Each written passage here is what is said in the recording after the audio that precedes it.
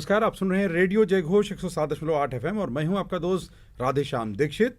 आज फिर विमर्श में एक और मेहमान जो आपको देंगे जानकारी पूरी हॉस्पिटैलिटी इंडस्ट्री की कि इस पूरी इंडस्ट्री में कितने आयाम हैं, कितनी संभावनाएं हैं और हमारे युवाओं के लिए अनलिमिटेड पोटेंशियल इसमें है, न केवल रोजगार के, स्वरोजगार के, आजीविका के और बहुत अच्छे करियर ऑप्शंस भी, और केवल देश में नहीं पूरी दुनिया में जाकर काम करने के, और उनकी डिमांड कितनी बड़ी है। हमारे बीच में हैं डॉक्टर एम के दास। आप प्रिंसिपल हैं institute of hotel management Lucknow, जो अलीगंज की शाखा है उसके आप उड़ीसा से आते हैं। अपने आप संस्कृतियों का सम्मेलन करते हैं, लेकिन आपका भाव है कि पूरे जो हमारे देश के विद्यार्थी हैं, खास करके जो उत्तर प्रदेश का एक क्षेत्र है, तो यहाँ के जो युवा आबादी है वो जागरूक हो और इन अनलिमिटेड पोटेंशियल एरियाज में दखल दे और अपनी मुश्किलों को हल करते ही इंडस्ट्री में भी भागीदार हो। आपका बहुत बहुत स्वागत रेडियो जयघोष में।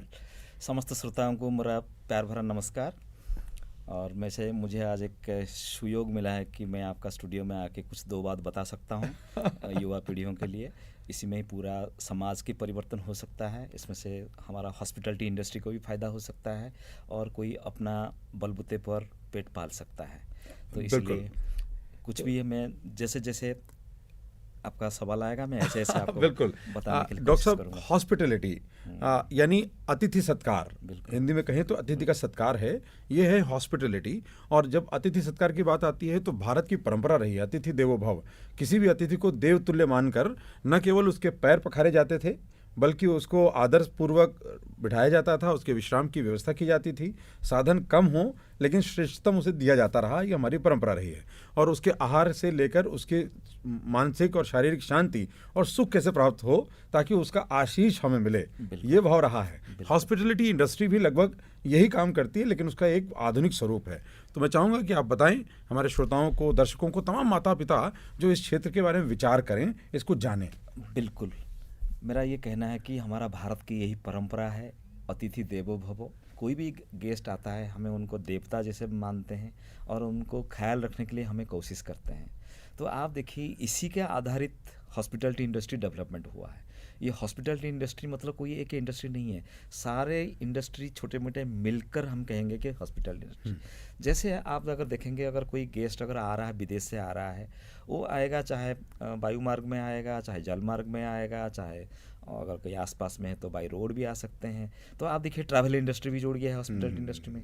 जैसे जैसे अतिथि आ गए हैं उनको रहने के लिए व्यवस्था करना पड़ेगा, तभी से शुरू होता है होटल इंडस्ट्री। होटल में घुसने के बाद उनको भूख लगेगा, खाना खाएंगे, पानी पिएंगे और कुछ खाना नाश्ता करेंगे, तो उसके लिए फिर रेस्टोरेंट इंडस्ट्री आ गया है, किचन इंडस्ट्री आ गया है। उसके बाद वो चाहते हैं कि हमें इधर घूमना चाहिए, उधर जाके देखेंगे, तो जो गाइडिंग का जो कोर्स होता है वो भी आ गया, वो भी हॉस्पिटैलिटी इंडस्ट्री में है। जैसे टूरिस्ट आता है वो भी खरीदारी करेगा, तो जब खरीदारी करेगा फिर जो शॉपिंग एंड मार्केटिंग, जो शॉपिंग कॉन्सेप्ट है, बाहर जाके कुछ सामान खरीदना है, नया चीज़ लेना है, कुछ सामान लेके जाके घर परिवार में बांटना है, तो ये भी एक इंडस्ट्री शुरू हो गया है। और सोवेनियर ले जाना है तो भी जरूर चाहेगा। सोवेनियर शॉप चाहिए। आया यहाँ पे बाहर से कोई अगर आया है, हम भी कहीं बाहर जाते हैं, हम भी कोशिश करते हैं कि वहाँ से कुछ दो चार सामान लेके घर वालों को दिखाएं, घर में रखें, ताकि हमें भी एक शांति मिलेगा कि यस कहीं गए हैं, कुछ करें हैं। तो वास्तव में इसी सारे संस्था को मिलकर ही हॉस्पिटैलिटी इंडस्ट्री जुड़े हुए हैं। तो मेरा कहना है कि हमारा जैसे होटल मैनेजमेंट संस्था एक है, ऐसे देश में 21 संस्था हैं केंद्र सरकार की तरफ से और राज्य सरकार की तरफ से भी, और कम से कम पूरा भारतवर्ष में कम से कम और 27 संस्था हैं। तो ये सारे संस्थाओं में एडमिशन के लिए एक ही प्रक्रिया होती है, जिसको कहते हैं कि जॉइंट एंट्रेंस एग्जामिनेशन। अभी जॉइंट एंट्रेंस एग्जामिनेशन का तारीख जस्ट निकला हुआ है और एग्जामिनेशन अभी होने वाला है मई 18 तारीख को। तो हर साल ऐसे ही होती है, जो एंट्रेंस एग्जामिनेशन में बैठते हैं तो वो सिलेक्ट होके जाते हैं कॉलेज में एडमिशन के लिए, दाखिला के लिए, उनका रैंकिंग के आधार पर। तो जैसे एडमिशन मिल जाएगा फिर उनका एक नया ज़िंदगी शुरू होगा। फिर बच्चा को मालूम होता है कि ये रेस्टोरेंट इंडस्ट्री में या फूड इंडस्ट्री में या जैसे हाउसकीपिंग का एक पार्ट है, जैसे फ्रंट ऑफिस का एक पार्ट है, तो ये सब कैसे होता है, क्या होता है, उसके बारे में हम जानकारी देते हैं बच्चों को, थियोरी और प्रैक्टिकल करा के। तो उसी में से बच्चों को थोड़ा सा एक आभास हो जाता है कि होटल में जाके भी हमें यही काम करना पड़ेगा और उस गेस्ट को संतुष्टि रखना पड़ेगा। तो इसी से शुरू होता है डेवलपमेंट ऑफ होटल इंडस्ट्री। अभी अगर हमारा संस्था हम देश में देखेंगे तो हमारा देश में कमरे बहुत कम है। होटल छोड़िए, छोटे मोटे होटल, गेस्ट हाउस है, डाक बंगला है, जो अपने आजकल जो शुरू हो गया है, अपना घर में भी वो मेहमान को रखने लगे, जिसको आप कहते हैं कि होम स्टे शुरू हो गया है, बेड एंड ब्रेकफास्ट शुरू हो गया है। इस सारे को अगर हम जोड़ के देखें, ये बहुत कम है, मगर हमारा जो टूरिस्ट आते हैं वो बहुत ज़्यादा है। वास्तव में उनको रखने के लिए, जगह के लिए हमें भी आगे बहुत प्रबंध करना पड़ेगा। खाली प्राइवेट सेक्टर में नहीं है, हमें सरकारी सेक्टर में भी हमें प्रयास करना पड़ेगा। अच्छा, जब वो गेस्ट आके रहेंगे, उनको सेवा प्रदान करने के लिए भी एक मैन पावर चाहिए, तो वो मैन पावर कहाँ से मिलेंगे? हमारे जैसे संस्था चल रहा है होटल मैनेजमेंट, वहाँ पे हम क्या क्या कोर्स चलाते हैं उसके बारे में थोड़ा सा अभी आपको बताना चाहूँगा। वहाँ पर हमें कोर्स चलाते हैं, 3 साल का डिग्री कोर्स चलाते हैं, फिर उसके बाद डिप्लोमा कोर्स चलाते हैं, फिर उसके बाद पोस्ट ग्रेजुएशन का कोर्स चलाते हैं, फिर उसके बाद जो शॉर्ट टर्म कोर्स होते हैं जो कि बिल्कुल मुफ्त होती है, वो कोर्स का नाम होता है उद्यमिता कोर्स है, उसका नाम है हुनर से रोजगार का कोर्स है। ये सब पूरा मुफ्त है सरकार की तरफ से, और ये शॉर्ट ड्यूरेशन में है, ये भी हम कराते हैं। 3 साल का जो कोर्स करते हैं उनको डिग्री दिलवाते हैं। जो 2 साल का कोर्स करेगा पोस्ट ग्रेजुएशन का, वो फिर इंडस्ट्री में भी काम कर सकते हैं या टीचर बन सकते हैं यूनिवर्सिटी संस्था में या कोई बड़े एजुकेशनल इंस्टीट्यूट में बन सकते हैं। और ये जो डिप्लोमा वाले जो 1.5 साल का जो डिप्लोमा हम चलाते हैं, इसमें से बच्चे को सिखाया जाता है कि वास्तव में कैसे खाना बनता है, कैसे परोसा जाता है, कैसे साफ सफाई बरतते हैं, कैसे डेकोरेशन करना है। तो इसमें से इतने फ़ायदा होता है, यही लोगों को कैंपस के द्वारा सिलेक्शन होके नौकरी मिल जाता है। बिल्कुल, और एक प्रोफेशनल स्किल, जो क्षमता का संवर्धन है, आपके व्यक्तित्व का निखार है, आपके अंदर समझ का विस्तार है, और दुनिया के तमाम जो अवसर हैं उनको जानने का जो मौका है वो मिलता है इस तरह के कोर्स से। और ये कोर्स इसीलिए अवसर देते हैं देश और दुनिया में बहुत महत्वपूर्ण दायित्वों के निर्वहन का और उनके माध्यम से आजीविका उपार्जन का। और इस सब के साथ में बहुत सी ऐसी आबादी है डॉक्टर साहब हमारे देश में, क्योंकि हर स्टेटा पे लोग रह रहे हैं, तो बहुत से ऐसे लोग हैं जो अफोर्ड नहीं कर पाते, बहुत महंगी फ़ीस, उनके लिए आपके ये कोर्सेज बड़े कारगर हैं। जो स्किल हुनर से रोज़गार के हैं, उनको कई बार तालमेल नहीं हो पाता कि इसमें सही समय पर जानकारी नहीं मिलती। जब जानकारी मिलती है वक्त निकल चुका होता है, या वो अकेले आते हैं, वो एक ग्रुप में नहीं आते, तो भी एक दिक्कत आती है। तो उनको आप क्या कहेंगे? एक्चुअली हमारा प्रयास रहता है कि पूरा जो सोसाइटी में जो लो लेवल में रहते हैं, हाई लेवल में रहते हैं, मीडियम लेवल में रहते हैं, हमें सबके पास मैसेज तो पहुंचाते हैं। तो हमने इस बार बहुत प्रयास करा, हमें दूरदर्शन में जाके भी हमने बताया कि ऐसे ऐसे कोर्स हम चलाते हैं, फॉर्म भर सकते हैं। और हमें ये भी प्रयास करा कि हमने एक गाड़ी में एडवर्टाइजमेंट करके पूरा पम्फलेट बांटने के लिए कोशिश करा। लखनऊ के अलावा जो आसपास का 3-4 डिस्ट्रिक्ट है, वहाँ पर भी हमारा गाड़ी गया था, तो एक एडवर्टाइजमेंट तरफ से हमें उसको बहुत प्रयास करा। और इसके बाद हमारा जो वेबसाइट है ihmlakhnau.com, ये वेबसाइट में हमें विस्तार से रखे हैं। हमारा कॉलेज में जो भी हमारा स्टूडेंट्स आते हैं जानकारी लेने के लिए, हमारा वहाँ पे एक डिफरेंट डिवीज़न है, डिपार्टमेंट है, वो फिर बताते रहते हैं कि ये कोर्स करने से बाद आपको ऐसे प्लेसमेंट मिलेगा, नौकरी मिलेगा, खर्चा इतना आएगा, तो आपका एक कैरियर बनेगा, आपका ज़िंदगी में आपने कुछ ना कुछ कर पाएंगे, नौकरी करने के बाद आपने एक स्वरोजगार का भी रास्ता देख सकते हैं। तो ये सब बात अगर जब एक स्टूडेंट्स आएगा हमारा दायरा में, तो हमें उनका कान में डालते हैं और उसका वही दिल में लेके आगे चलकर चलते हैं। जैसे जैसे कोर्स ख़त्म हो जाती है, वो कोशिश करता है नौकरी करूं या अपना व्यवसाय करूं।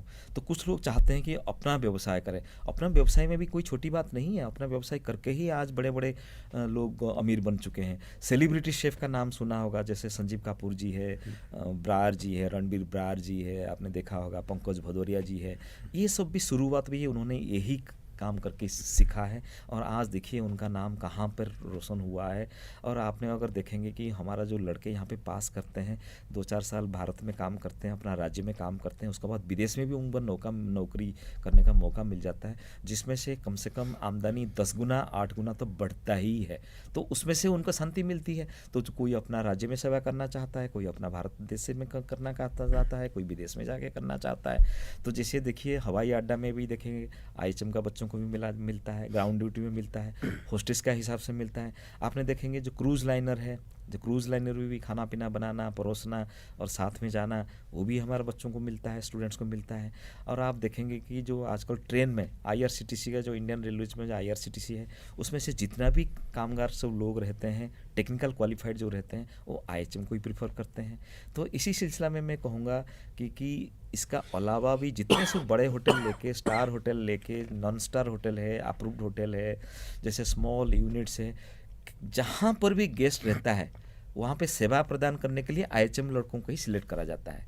तो मैं तो यही कहूँगा कि अगर ये कोर्स करने के बाद शायद कोई बेकार रहे, क्योंकि कैंपस प्लेसमेंट हमारा एक डिपार्टमेंट है कॉलेज में, तो वहाँ पे कैंपस प्लेसमेंट के लिए हमने तरह तरह का संस्था को हम बुलाते हैं। रिटेल सेक्टर आते हैं, होटल सेक्टर आते हैं, फास्ट फूड सेक्टर आते हैं, और अलग अलग सब कंपनियाँ आते हैं। आजकल तो रिलायंस भी आने लगा, क्योंकि बच्चा कोर्स करने के बाद ऐसे फिट हो जाता है तो कस्टमर को फेस कर लेता है, बातें करके समझा सकता है। तो ये जो स्किल डेवलपमेंट होता है ये इसी कोर्स में ही ज़्यादा मिलता है। भले ही इससे भी और दूसरा कोर्स भी होगा, मगर जो जिसको कस्टमर को मिल के बात करने में खुशी है, जिसको दुनिया में पूरा घूम घूम के देखने के लिए, जगह देखने के लिए मन है, जिसको अपना सेवा देने के लिए दिल कहता है, ऐसे लोगों के लिए ये होटल मैनेजमेंट कोर्स बहुत काम की चीज़ है।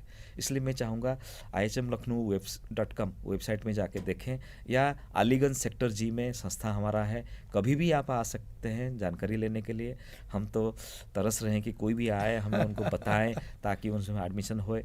आपको विश्वास नहीं होगा, हमारे यहाँ पे कोर्स लोग कहते हैं कि बहुत खर्चा होगा, वो होगा वो होगा।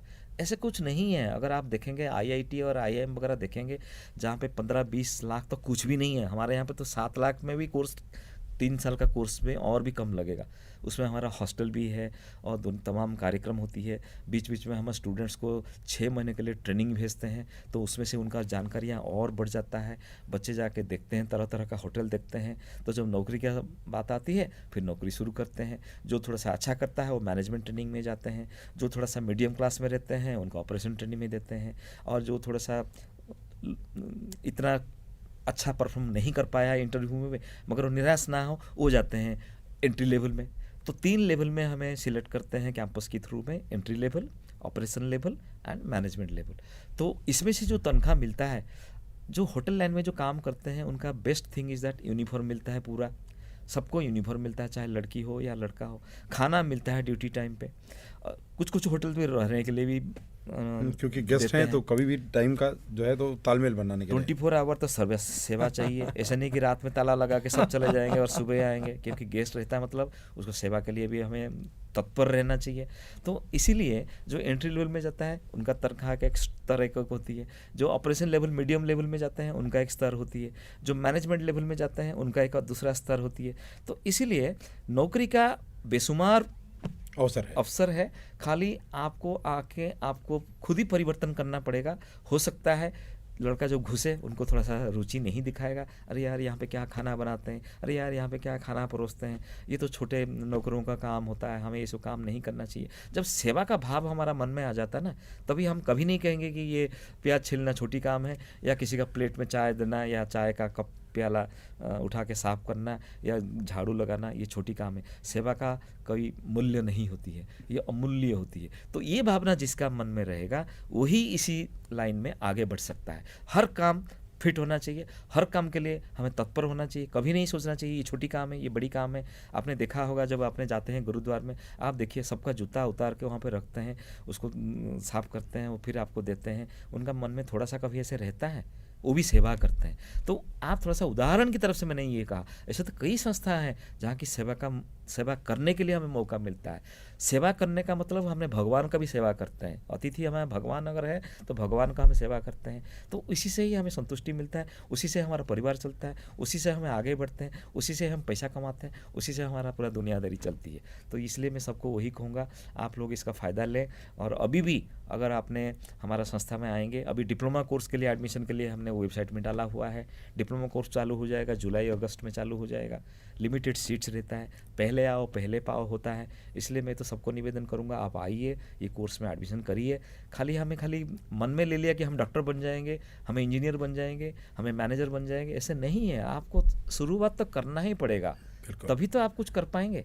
तो यही मैं सबको सलाह दूंगा, जिसको ये जो भूत है ना, मैं इंजीनियर बन जाऊंगा, डॉक्टर बन जाऊंगा, क्योंकि हमारा समाज वही चाहता है। हमारा समाज कहता है कि हाँ, हमारा समाज चाहता है कि अगर नौकरी करना है तो बड़े अफसर बन जाओ, नहीं तो फिर मैनेजर बन जाओ, इंजीनियर बन जाओ, डॉक्टर बन जाओ, प्रोफेसर बन जाओ। तो सबका शुरुआत निचली स्तर पे, ज़मीन स्तर पर ही होती है। तो इसलिए अगर आप देखेंगे हमारा यहाँ पर लड़के पास करके बड़े बड़े होटल में मैनेजर का पोस्ट में अभी बैठे हैं, बड़े बड़े संस्था क्रूज़ लाइन्स में, एयरलाइंस में एयर होस्टेस और फ्लाइट पर्सर का काम भी करते हैं। अगर आप देखेंगे IRCTC में काफ़ी लोग हैं जो कि हमारा स्टूडेंट्स को सब जाके वहाँ पे कस्टमर्स को सेवा करते हैं। तो इसीलिए मैं तो चाहूँगा कि ऐसे सुनहरा अवसर कभी आपको छोड़ना नहीं चाहिए, यही मैं बिल्कुल। चाहता हूँ। और साथ में और भी बातें जो डॉक्टर दास से हम करेंगे, क्योंकि जो घरों में बैठी हुई माताएं बहनें हैं जिनको लगता है कि उनके पास कोई हुनर है और उसको और तलाश करके वो दुनिया में अपने नाम कमा सकती हैं, उनके लिए भी अवसर है। जो सीनियर सिटीजन हैं उनको लगता है कि अब उम्र के उस दहलीज में कोई कुछ कर नहीं सकते, अभी भी बहुत कुछ कर सकते हैं, उनके लिए भी अवसर है। जिनको लगता है कि उनके पास फाइनेंशियल असिस्टेंस या लोगों का सपोर्ट नहीं है, या उनके पास कई बार आर्थिक विपन्नता ज़्यादा है, तो इसलिए भी बिना खर्च किए भी आप प्रशिक्षण लेकर आगे जा सकते हैं। और अगर आप किसान हैं तो आपके लिए भी अवसर और बढ़ रहे हैं, क्योंकि एग्री टूरिज्म, इको टूरिज्म और रूरल टूरिज्म, इसमें भी उत्तर प्रदेश ने भी पहल की है और IHM भी उसमें हम कदम है। तो आप उसमें भी कैसे, इस पर बात करेंगे एक छोटे से अंतराल के बाद। तो लेते हैं एक छोटा सा अंतराल और जल्द लौटते हैं विमर्श में डॉक्टर M.K. दास के साथ। ये वार्ता आगे बढ़ाते हैं।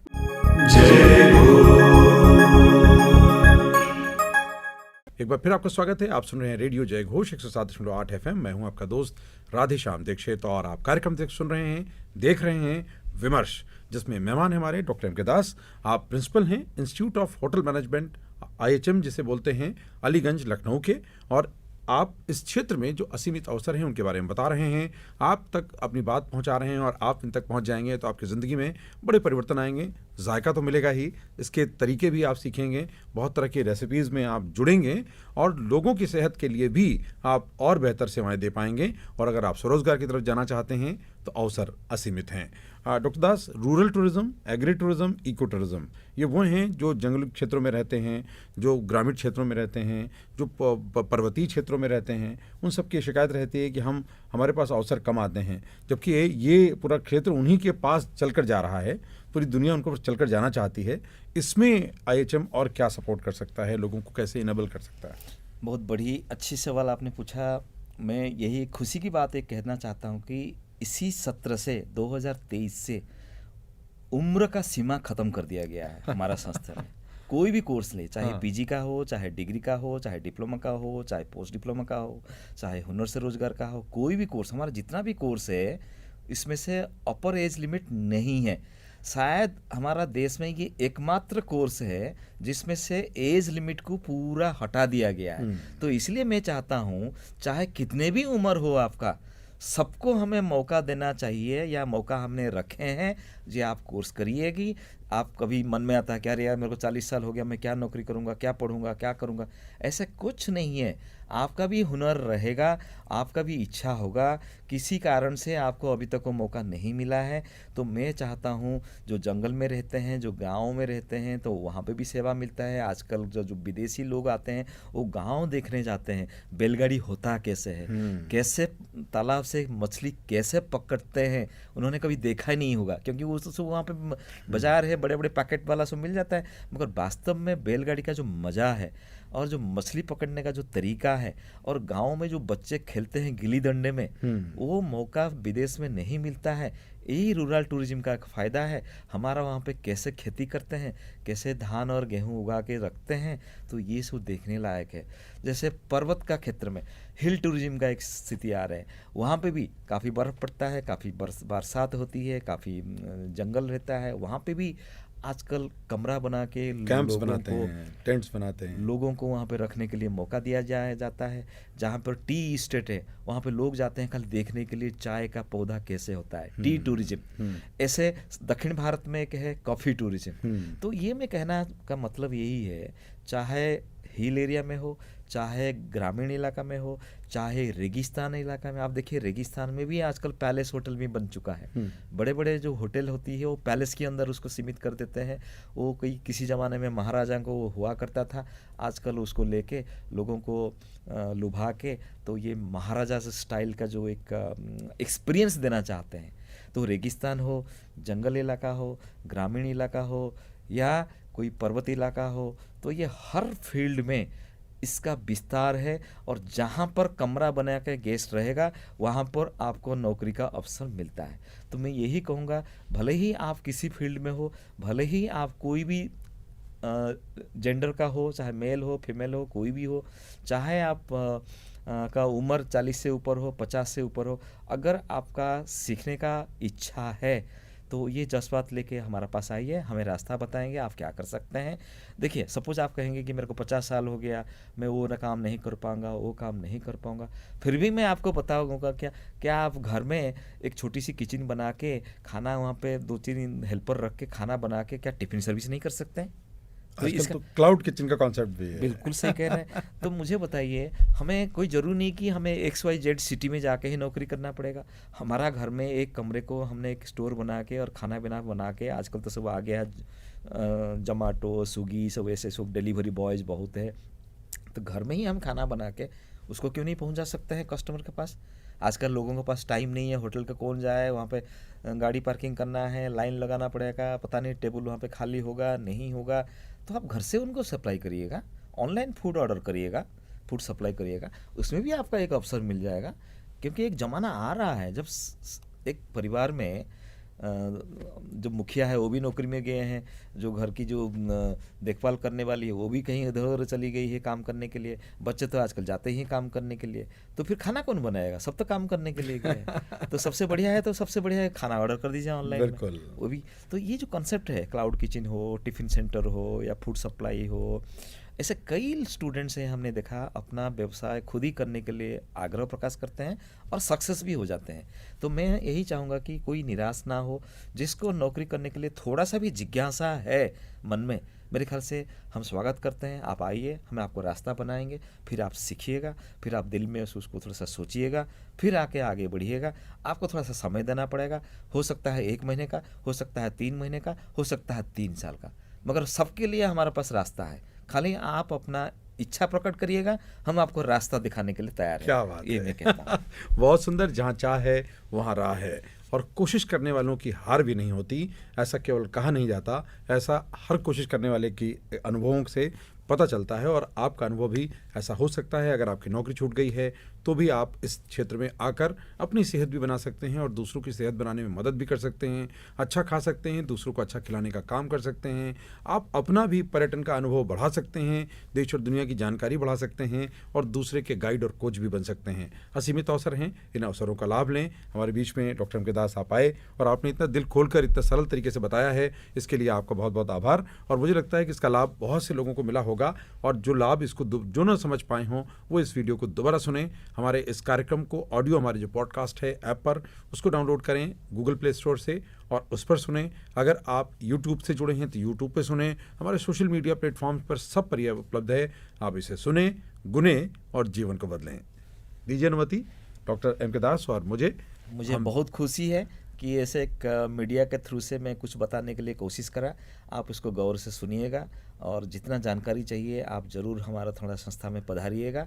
इसमें से हमें पूरा सोसाइटी के कुछ काम कर पाएंगे, इसी में और ज़्यादा खुशी मिलेगा। इसी के संग मेरा वाणी को विराम देता हूँ। धन्यवाद। धन्यवाद, बहुत बहुत नमस्कार।